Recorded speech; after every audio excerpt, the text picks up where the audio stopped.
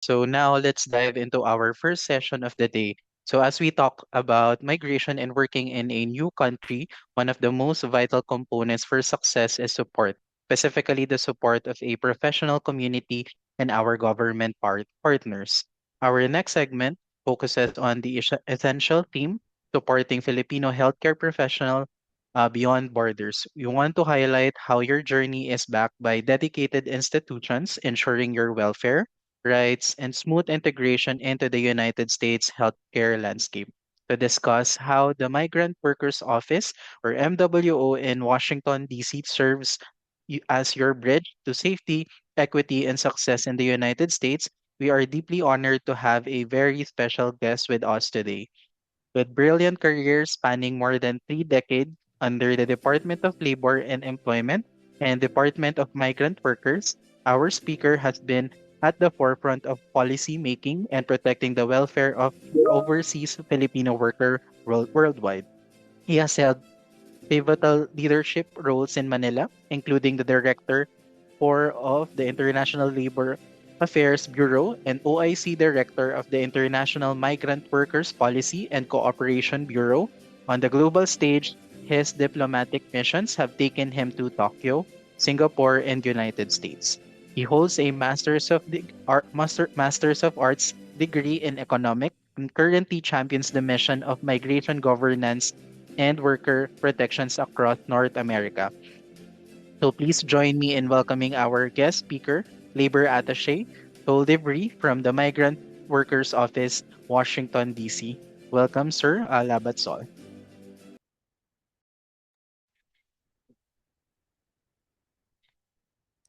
Thank you, JM. Magandang umaga po sa inyo lahat dyan sa Pilipinas. Magandang gabi po dito sa amin sa Amerika, no? Sa Washington, D.C. Doon po sa mga co-speakers ko, I also greet them good evening, who are all here in the United States. Uh, I'd like to share my screen.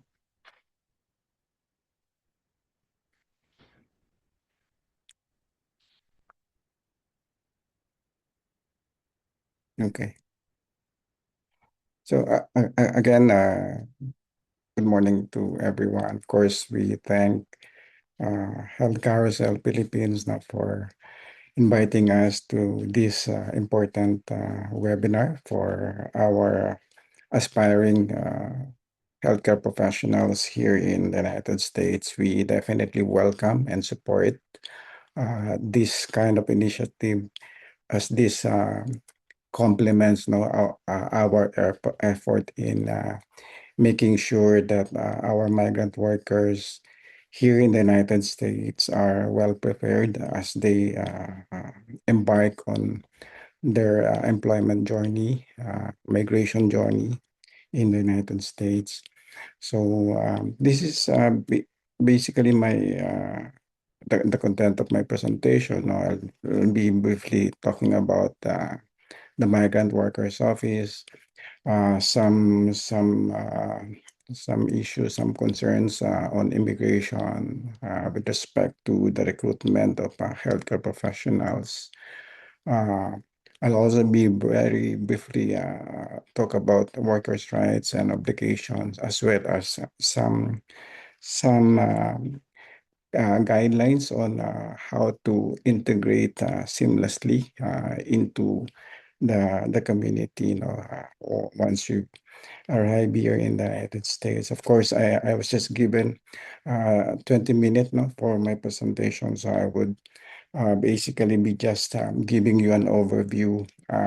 We regularly conduct a special pre-departure orientation seminar for departing Filipino healthcare workers there in the Philippines. And this special pre-departure orientation seminar uh, is being conducted in partnership with PNAA, yung Philippine Nurses Association of America, and yung Filipino American Lawyers Association. And we would like to extend our invitation to everyone here, no? Once we have the schedule, please feel free to join our special pre-departure orientation seminar because the details, that I will be presenting will be presented during this pre-departure orientation seminar. Okay.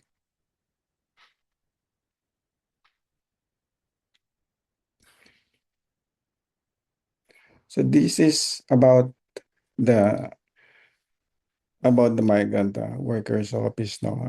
Of course, everybody knows that we used to be the Philippine Overseas Labor Office prior to the creation of the Department of Migrant Workers. Since the Department of Migrant Workers was created, we renamed ourselves and became the Migrant Workers Office. No?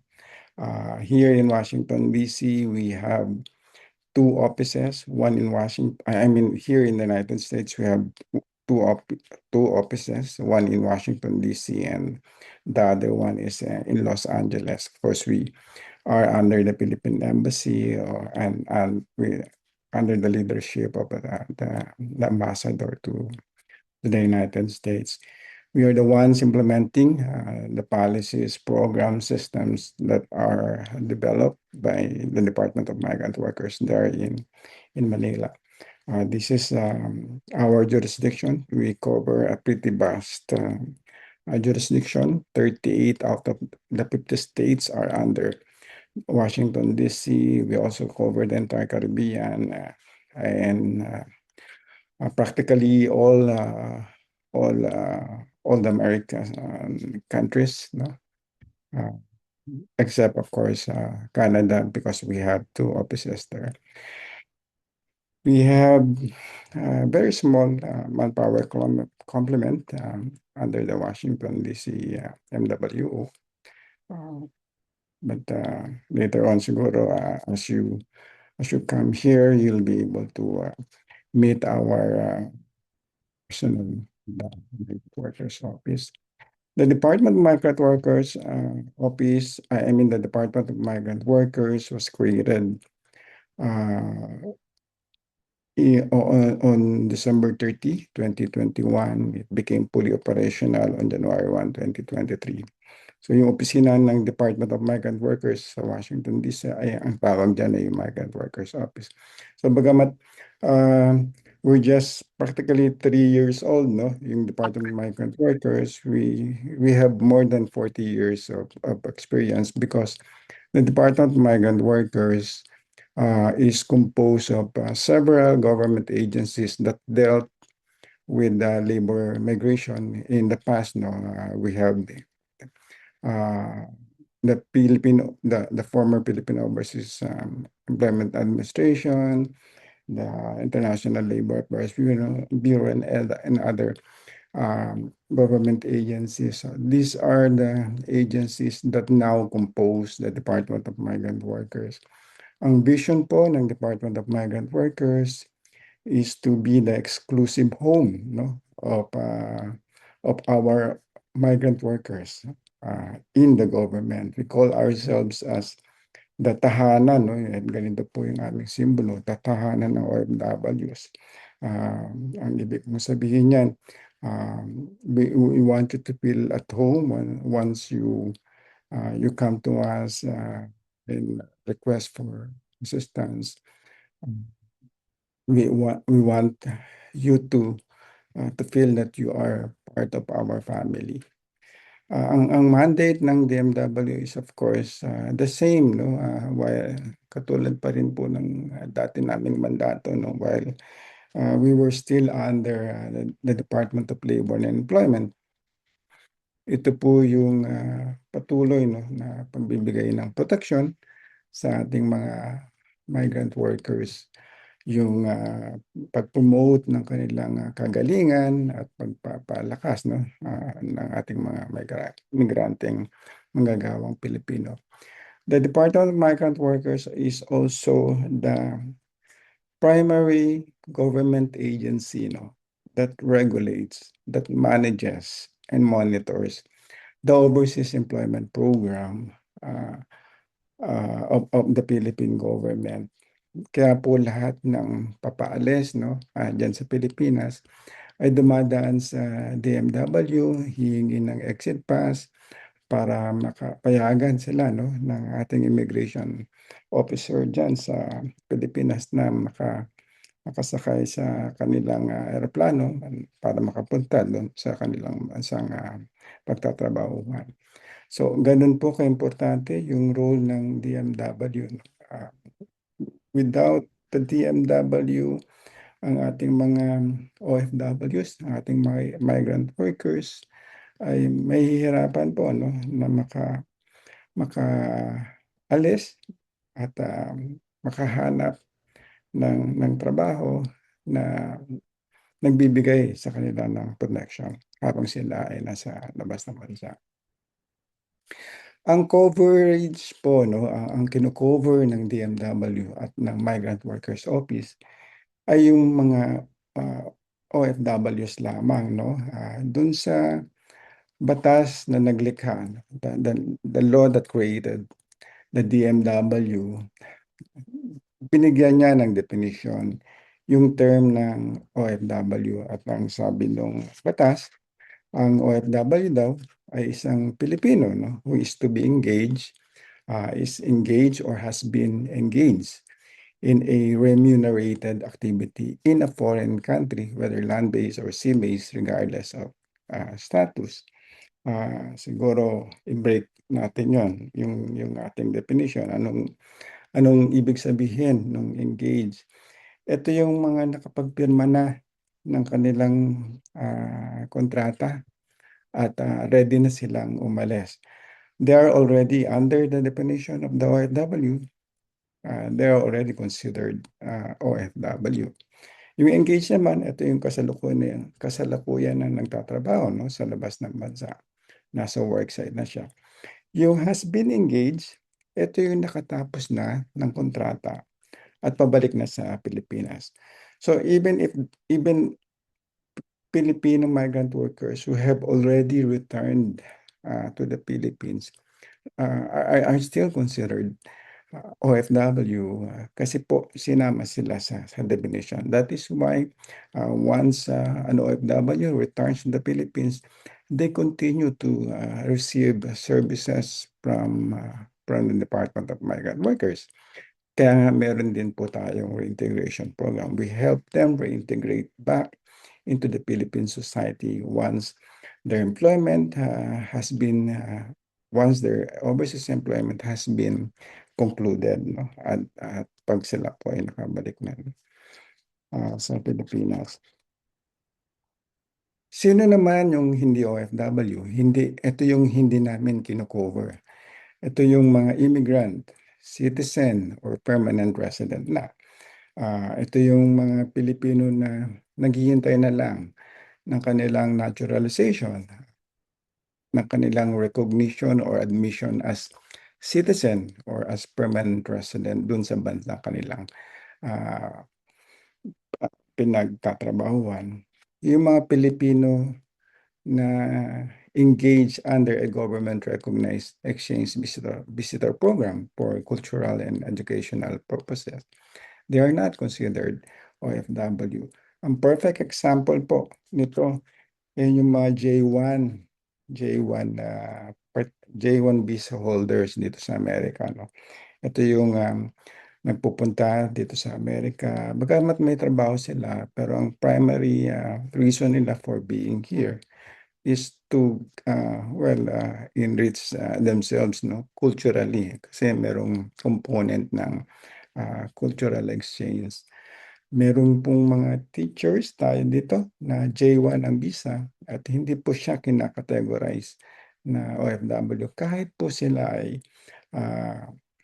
nagtuturo, no, kahit po sila nagtatrabaho kasi ang kanilang pagpunta rito ay bahagi ng exchange visitor program or cultural program ng United States na kung saan ang Pilipinas ay nagpa-participate.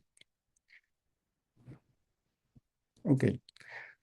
Pero yung mga nurses, no, katulad ninyo, no, kay mga aspiring nurses na pupunta dito sa Amerika, kayo po ay pupunta dito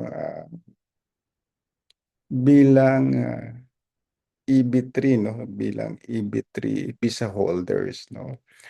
No, normally, ito yung ibinibigay sa mga nurses na papunta sa Amerika. Ang EB3, once you have that EB3 and arrive here in the United States, you are entitled to receive yung lawful permanent residency status, no? Or sa sa mas popular na pangalan, ito yung tinatawag na green card, no? Ang EB3 ay intended for skilled workers, professionals like nurses and other workers, no? Again, it is commonly used for nurses. For medical technologies, ang ginagamit namang visa ay H-1B, no? Ito yung mga workers who are in specialty occupations, no? Ang ang kanilang maaaring pag-stayan, no, yung period of stay nila dito sa Amerika could be between 3 to 6 years. So sa nurses, more likely kung kayo ay darating dito as permanent resident na, hindi kayo mako-cover ng DMW. But for medical technologies, kayo ay mako-cover ng DMW because you belong, no, you fit into the definition of the term OFW under the law that created the Department of Migrant Workers. Pero hindi ibig sabihin na hindi na namin tutulungan, no, yung mga green card holders o yung mga nurses. Marami pa rin po na lumalapit sa Migrant Workers Office na kahit green card na ay amin pong natutulungan sa kanilang mga problema. Hindi naman namin po kayo tatanggihan. But technically speaking, green card holders no longer, no, they do not fall under our jurisdiction anymore. Punta na tayo dun sa some immigration concerns na for healthcare workers. Normally, I'm sure nasabi na ito ng inyong agency, no?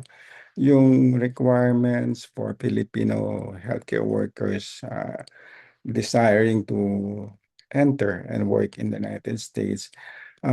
Syempre, ang kailangan dyan, the sponsoring employers, I would assume that it is Health Carousel USA, you know, in the case of those participating here in this webinar. Sila po yung mag-a-apply, no, ng labor certification or labor condition application. Sila din po yung magbibigay o mag-a-apply ng immigrant or non-immigrant status petition. Siguro paliwanag ko lang, ano ba yung labor certification? Ito yung certification coming from the US Department of Labor, declaring that there is no available, willing, or even qualified local worker dun sa posisyon na kailangang punuan. Kaya ang employer ay bibigyan niya ng certificate na nagsasaad na maaari siyang mag-hire ng foreign worker kasi wala ngang available, walang willing, o walang qualified na local worker. Yung labor condition application naman, ito yung ginagamit naman para dun sa mga H-1B visa program. Labor condition application, ito naman yung dokumento na nagsasaad na yung pag-hire ng foreign worker papunta sa United States ay hindi apekto, no, adversely dun sa mga local workers. Hindi niya may ibababa yung sweldo ng mga workers dito. Hindi niya ibababa yung working conditions ng mga prevailing workers dito sa Amerika. In other words, once you hire foreign workers, the foreign workers should should receive the prevailing wage dun sa lugar na kanyang pagtatrabahuhan. Hindi dapat silang ginagamit as cheap labor, no, to replace local workers na nangangailangan ng mas mataas na sweldo o mas magandang terms and conditions of employment. So, yun po ang kaibahan, no? Yung labor certification is a certificate that declares that there is no available qualified workers to fill the position. While yung labor condition application naman is a certification attesting to the fact that the hiring of foreign workers will not adversely affect the situation, the salary of workers who are from the United States. Yung fortunately, no, for nurses and physical therapists, hindi na kailangan ng labor certification. If an employer is hiring nurses or physical therapists, exempted sila automatic from the labor certification requirement. Why? Because the United States Department of Labor has already determined na merong pangangailangan, no, ang United States for this type of professionals. At mismong yung US Department of Labor ang nag-declare na yung hiring ng nurses and physical therapists will not adversely affect US workers. So exempted na ang nurses and physical therapists, no, sa application ng labor certification. But in the case of medical technologies, hindi yun kasama dun sa exempted. Okay.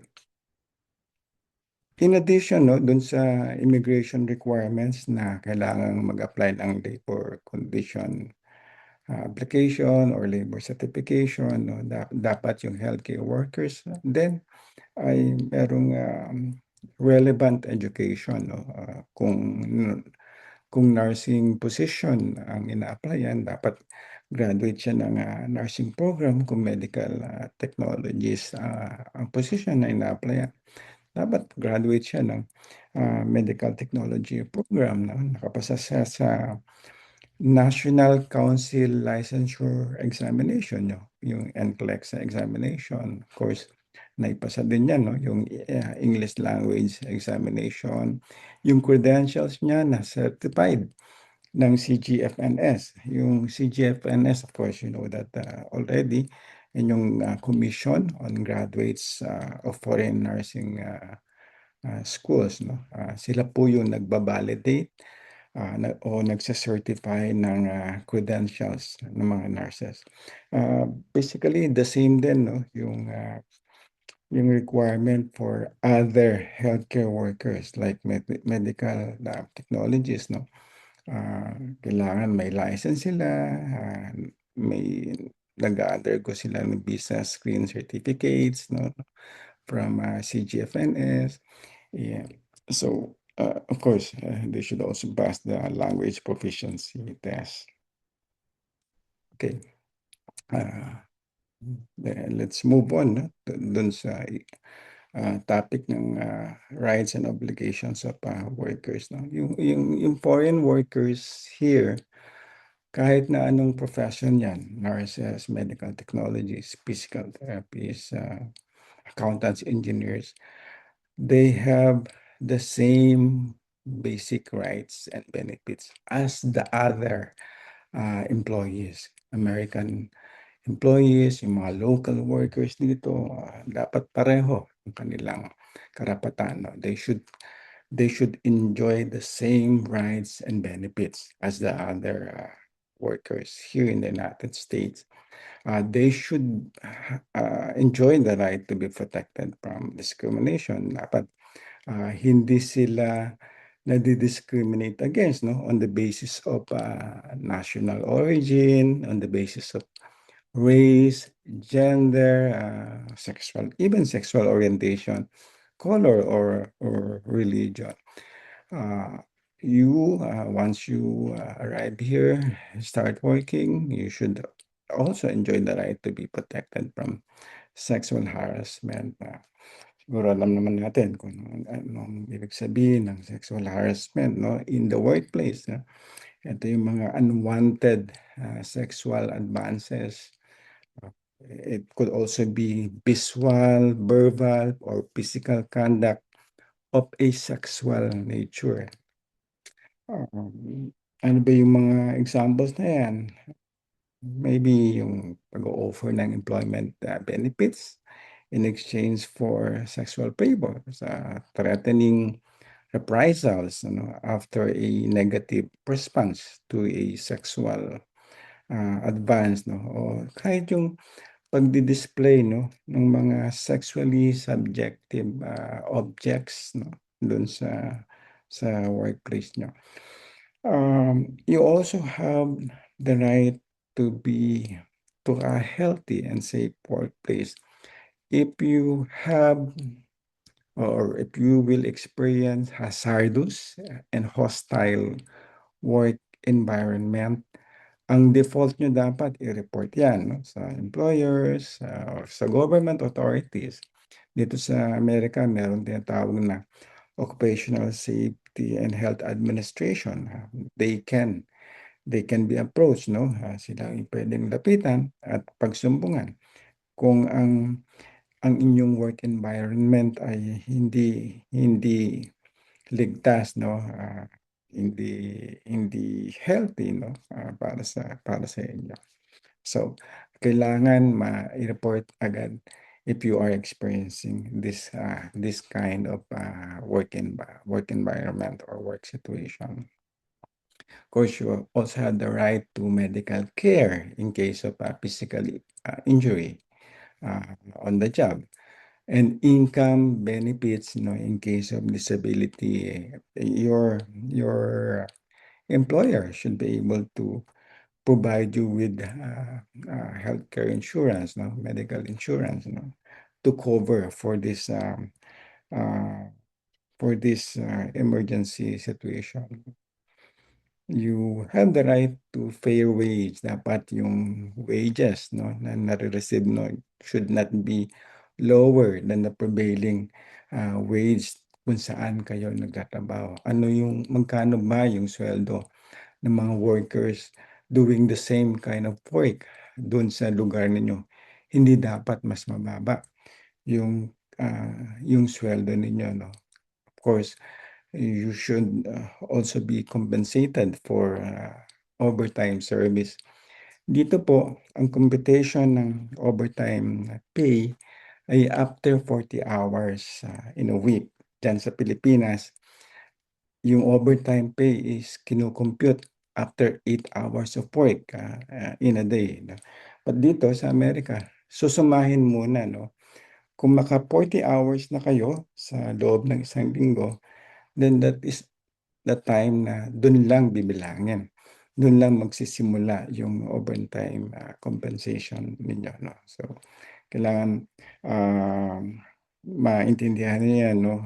Baka magtaka kayo na pinagtrabaho kayo ng more than 8 hours sa isang araw, pero wala kayong overtime pay na-receive. Kasi hindi ganon yung sistema dito. Hindi ganon yung nasa batas ng Amerika.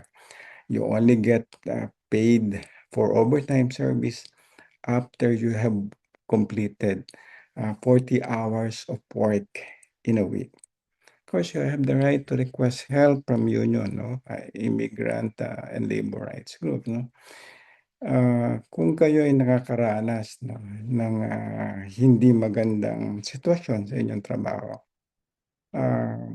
call a friend, call a union representative, call an immigrant, ask for help from someone who can help you. Huwag niyo pong sarilinin, no? Huwag niyong sasarilinin yung mahirap ninyong sitwasyon, no?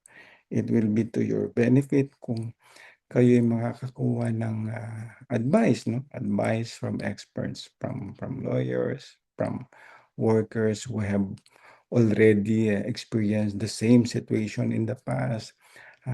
So, 'wag niyong sarilinin 'no, yung mga situation na nahihirapan kayo. Kung meron kayong mga karapatan, siyempre meron din kayong mga obligations 'no. Dito sa Amerika, of course, you are obligated to observe federal, state, and local laws. Marami po tayong mga kababayan dito sa Amerika na, ah, nakukulong 'no, naaaresto, kasi meron silang, ginagawang mga violations 'no, paglabag sa batas ng, Amerika. And we don't want you 'no, to add to the list of, offenders, Filipino offenders here in the United States. Of course, you should also pay federal, state, and local income taxes. Ito naman na we withheld, na we withhold automatically. But just the same, if you need to pay taxes, you should pay taxes.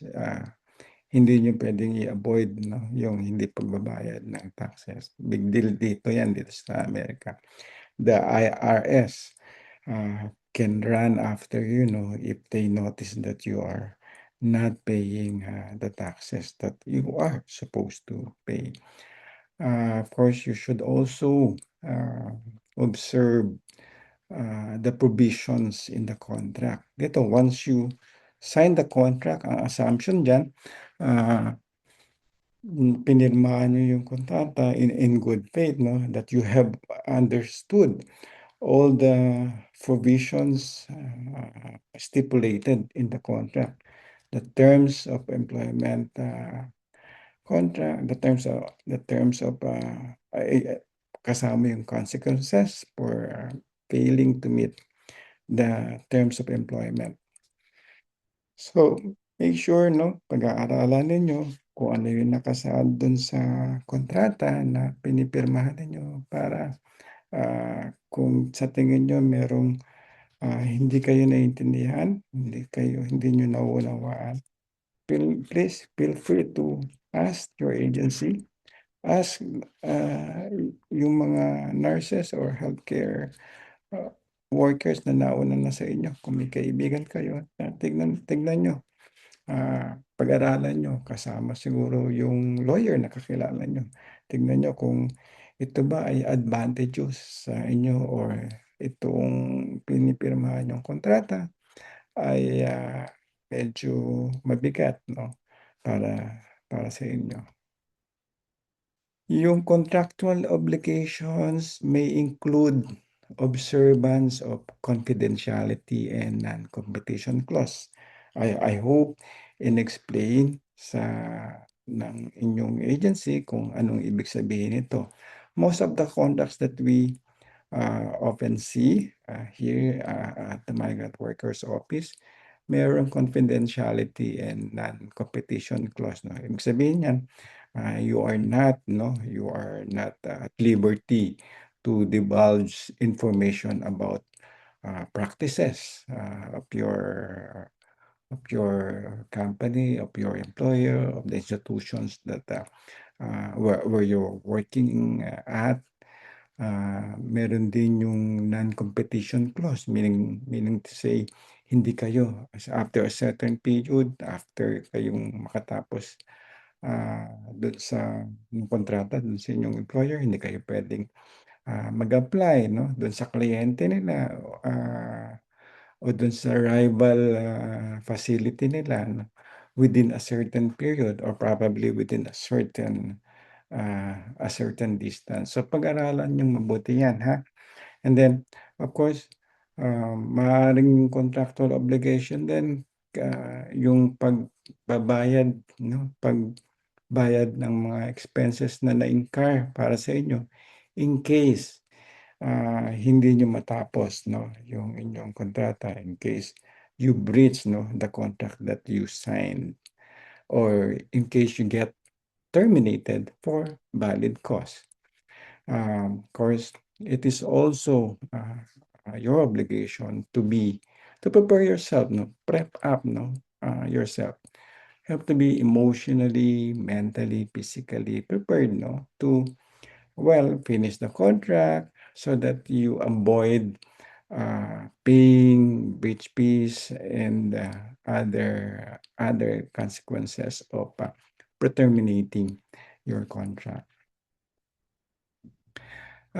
Some guidelines, no, for workplace and community integration. Make sure, no, while you're still there in the Philippines and if you're already dead serious in coming to the United States and migrating here, make sure that you know yung geographical location na inyong pagtatrabahuan, yung klima, yung way of life. Ito ba ay rural, urban, fast-paced, laid back, no? Kung kayo ay sanay sa city life, no? Sa mabilis na takbo ng buhay, no? Yung palaging nasa hilig nyo ay nightlife. Tapos maa-assign kayo sa probinsya, pag-isipan natin mabuti. Are you prepared to that kind of life? Are you prepared to live in a life that is far different from what you used to to do, no, while in the Philippines. Pag-aralan niyo pong mabuti, no. Ano yung standard of living dun sa inyong area of assignment? Baka nasisilaw tayo dun sa dollar figures, no? Baka nakita natin, $80,000 ang sweldo natin sa loob ng isang taon.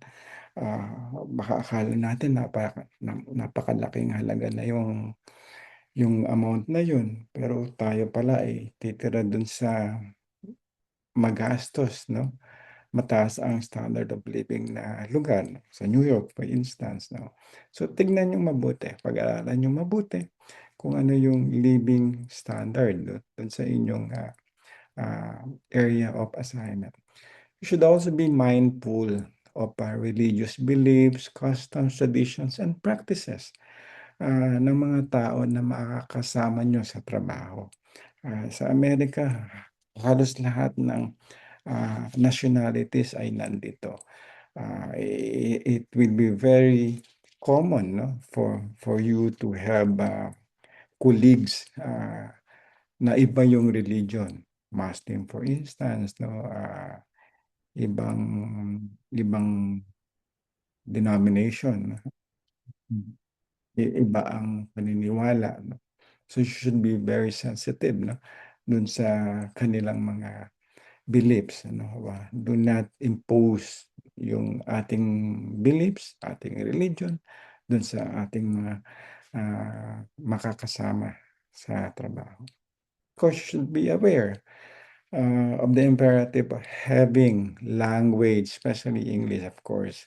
Dito, siyempre mainit na sila yung given the current immigration climate in the United States, masyado na silang mainit dun sa mga migrants who cannot speak English or converse in the English language.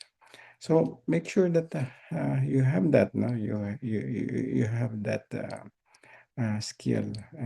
Sabi din, you should also have the computer. I'm sure computer skills. I'm sure everyone naman is pretty much skilled, no, when it comes to using computers. I'm sure everybody is computer literate already.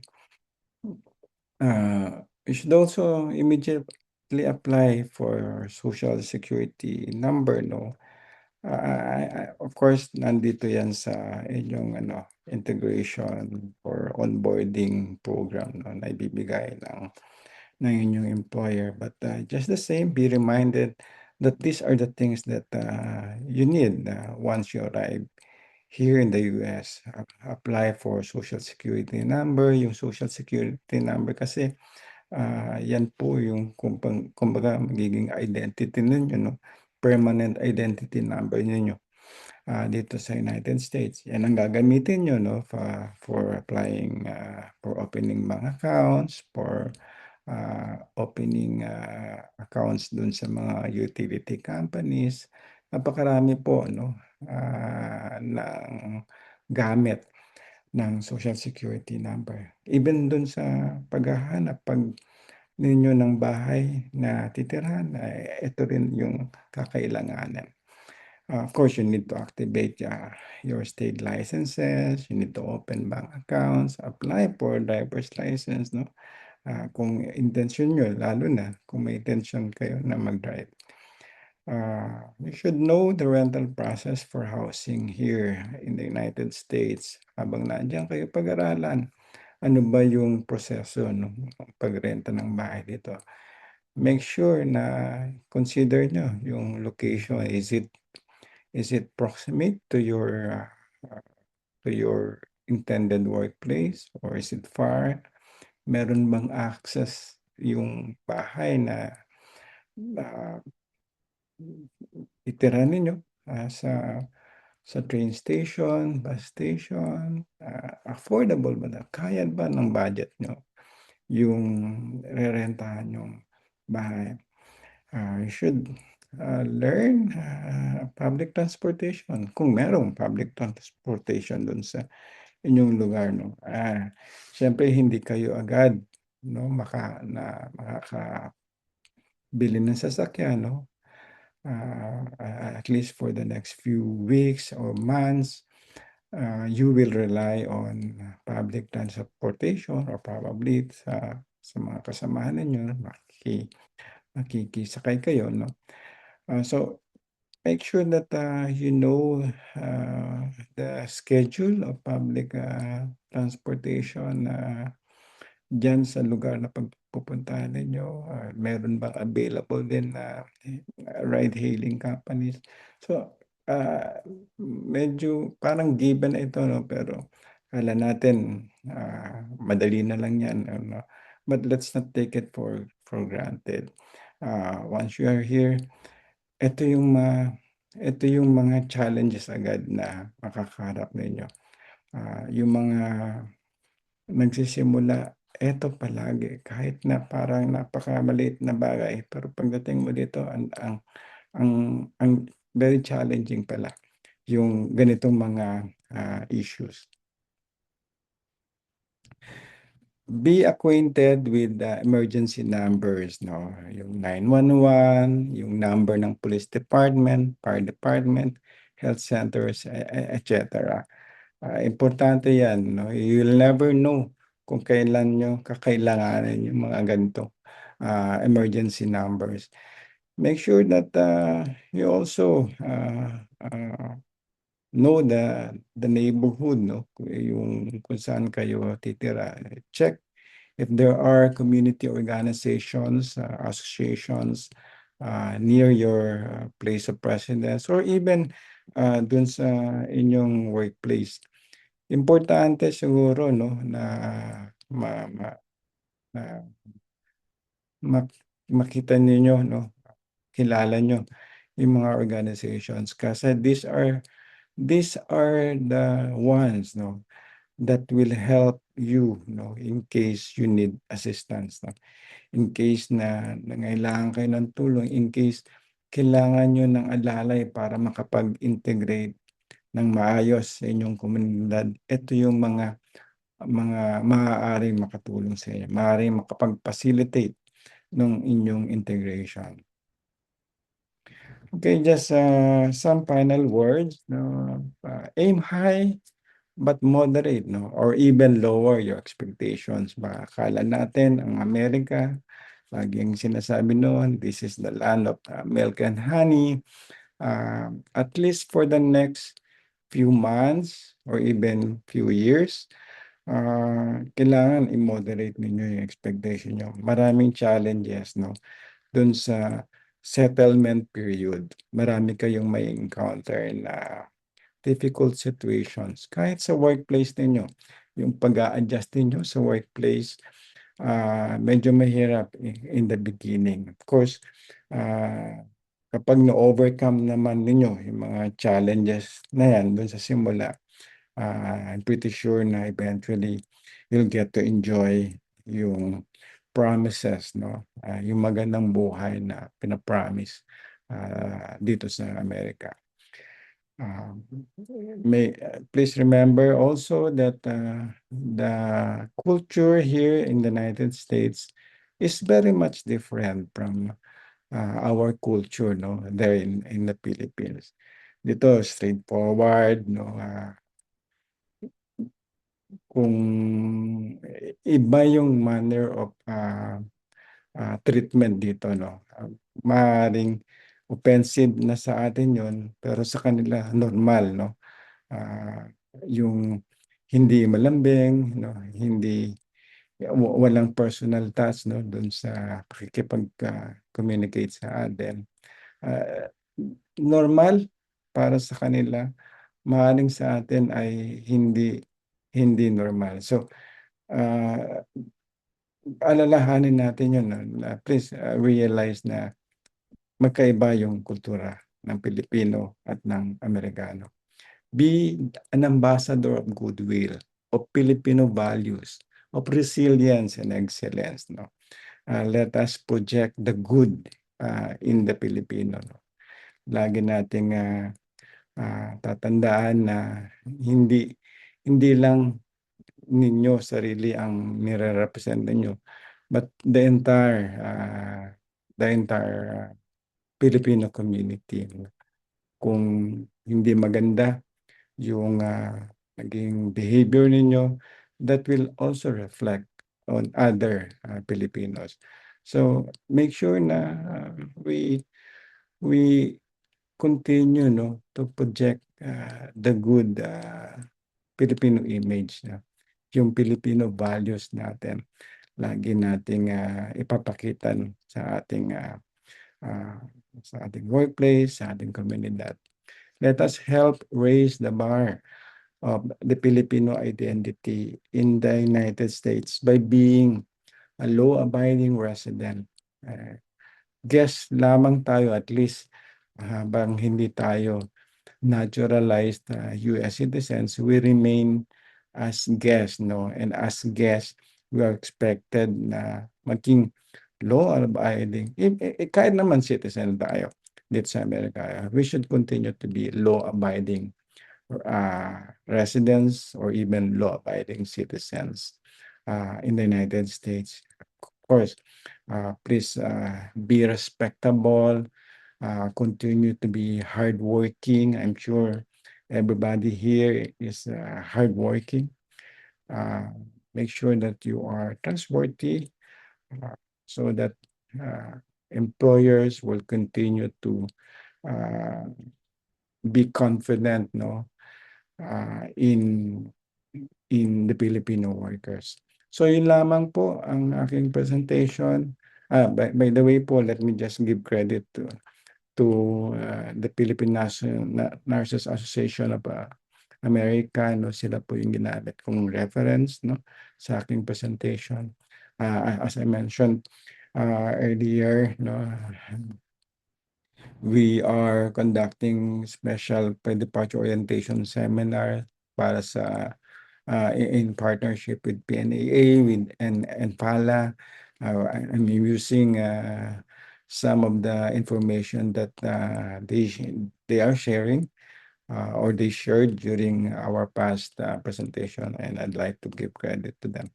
Of course, we also utilize information from official sources like the US Citizenship and Immigration Services. So yun lamang po, at marami pong salamat sa inyong lahat. Thank you very much, Mr. Sol, for sharing your valuable insight and for helping our participants better understand the support and resources available for our Filipino healthcare professionals in the U.S. We are grateful for your commitment to promoting the welfare, protection, and success of Filipino healthcare professionals overseas. So now we have about 5 minutes for a quick Q&A session, specifically on the topic that you get to ask Mr. Sol. So so far, feel free to indicate or write your questions in the chat box or in our dedicated Q&A box.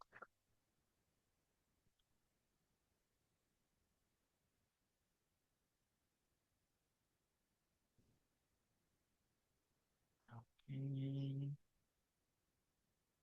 Okay. I think while we are waiting for the participant for their questions, I have one question, so Mr. Sol. Given that you were able to discuss your guys' jurisdiction in the United States, the team that you have, so what are the steps that a healthcare professional in the United States can take to stay connected with your team in Washington, D.C. and access the service that you provide. We will, siguro we will post or write in the chat box, no, yung aming contact details.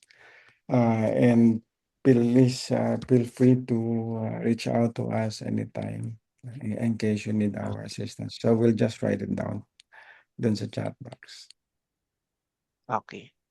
And I think we have one question here from Achilles. Uh, we want to just circle back on your questions when a healthcare professional exit our Philippines, whether they are going to be working on a working visa or either an EB3. You have mentioned a exit pass. So Achilles ask on that exit pass kung may babayaran daw ba, or I think that varies in terms of certain factors. Yeah, well, thank you for the question. Nakalimutan kong banggitin ito kanina. Yung exit pass will only be required for H-1B workers, no? For medical technologies who will depart from the Philippines with an H-1B visa stamp on their passport, then they will have to have that OFW pass to be secured, no, from the Department of Migrant Workers. And but before they can be issued an OFW pass, they should have first a verified employment contract. So the contract should be submitted to us, to the Migrant Workers Office, for verification, because the DMW will not issue an OFW pass or an exit pass without that verified employment contract. So during the verification process, we review the provisions in the contract to make sure that the contract is consistent, with labor laws of the United States as well as Philippine labor laws. So we can, I'm pretty sure that Health Carousel naman, if Health Carousel is your agency, they know what to do, no? They've been doing this for the last 25 years, no? So alam nila what to do. So for EB3, you will no longer be required. The immigration officer will not ask for an exit pass, no? Will not ask you to present an exit pass when you depart from the Philippines. Okay. And on the same topic of EB3, well, another question from Achilles. So he wants to clarify on EB3 kung tama daw ba kung madami daw itong saklaw, like category, like in terms of permanent resident visa for EB3. Well, yung EB3 naman, talagang that will lead you uh, to receive lawful permanent residency status, green card. Once you arrive in the Philippines, once you arrive here in the United States, automatic na yon, no? You will just have to apply for the green card kasi the EB3 itself already entitles you to receive the green card once you arrive in the United States. Okay. And another question about EB3. So once an EB3 visa holder left the Philippines for the first time, we will not be considered an OFW and will not contribute to OWA membership or OWWA membership. That's correct po, no? Kasi you are no longer considered as an OFW and you will not be required to become an OWA member. So, I think that's it for our questions. And again, may pahabol pa po pala. So, from Rena, is a dual citizen still considered an OFW? Not anymore po. Not anymore. Not any. Okay. Sige. So I think that wraps up for our session. And I would like to thank you again, Mr. Sol, to answer those questions from our audience. It's incredibly reassuring to know that our healthcare professionals have such strong, dedicated backing from the MWO team in Washington, D.C. as they transition to the United States.